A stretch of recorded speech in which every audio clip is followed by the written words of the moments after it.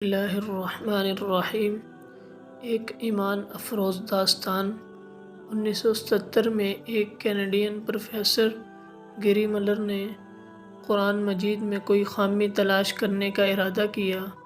گیری Miller Toronto university میں پڑھاتا تھا اور عیسائی مبلغ بھی تھا۔ اس کا خیال تھا کہ قرآن مجید میں خامی ڈھونڈ لینے سے مسلمانوں کو عیسائیت پر لانے میں مدد ملے گی۔ ملر نے قرآن مجید کے مطالعے کے بعد جو کچھ لکھا انتہائی غیر جانبداری کے ساتھ لکھا۔ قرآن مجید کے بغور مطالعے کے بعد ملر نے لکھا کہ ایسی تحریر لکھنا کسی انسان کا کام نہیں ہو سکتا۔ قرآن مجید کی سب سے پہلی چیز جس نے ملر کو متاثر کیا وہ اس کتاب مقدس کی کئی آیات کا ایک خاص انداز تھا۔ مثلاً سورۃ النساء کی 20ویں آیت جس کا ترجمہ ہے کہ تو کیا وہ قرآن پر غور نہیں کرتے؟ اگر یہ قرآن مجید اللہ کے سوا کسی اور کا کلام ہوتا تو بے شک وہ اس میں کئی غلطیاں پاتے۔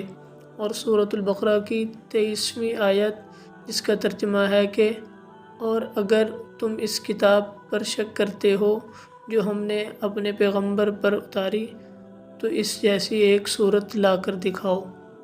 قرآن مجید پر تحقیق کے بعد پروفیسر ملر نے دی امیزنگ قرآن کے نام سے ایک لیکچر دیا جس میں اس نے کہا کہ دنیا میں ایسا کوئی مصنف نہیں ہے جو ایک کتاب لکھے اور پھر لوگوں کو چیلنج کرے کہ آؤ میری کتاب میں سے غلطی نکال کر دکھاؤ، جس طرح قرآن مجید میں بارہا کہا گیا ہے۔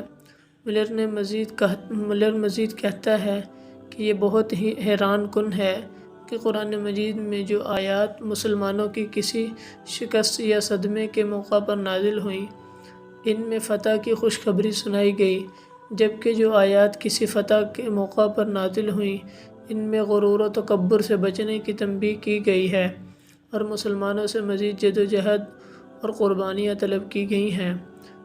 گیری ملر کہتا ہے کہ اگر کوئی شخص اپنی آپ بیتی لکھتا ہے تو وہ اپنی فتوحات کو بڑھا چڑھا کر بیان کرتا ہے اور شکست کو بھی ہیلے بہانے سے جیت ہی قرار دینے کی کوشش کرتا ہے، لیکن قرآن مجید میں تسلسل کے ساتھ اور انتہائی منطقی انداز میں اس کے بالکل برعکس لکھا گیا ہے۔ قرآن مجید میں کسی ایک مخصوص وقت کی تاریخ بیان نہیں کی گئی بلکہ اس میں عام قوانین وضع کیے گئے ہیں جو اللہ تعالیٰ اور اس کے بندوں کے مابین تعلق کی خد و خال کا تعین کرتے ہیں۔ واضح رہے کہ گیری ملر نے 1977 میں قرآن مجید پر تحقیق کا آغاز کیا تھا اور محض ایک سال بعد 1978 میں انہوں نے اسلام قبول کر لیا اور اپنا نام عبدالاحد رکھ لیا تھا۔ اس کے بعد سے انہوں نے اپنی زندگی اسلام کی دعوت کے لیے وقف کر رکھی ہے۔ وہ ٹی وی پروگرامز اور پبلک لیکچرز میں لوگوں کو اسلام کی تبلیغ کرتے ہیں۔ اگر آپ کو ہماری ویڈیو پسند آئی تو اس کو لائک اور شیئر کریں اور ہمارے چینل کو سبسکرائب کریں تاکہ آپ کو آنے والی ہر ویڈیو مل سکے۔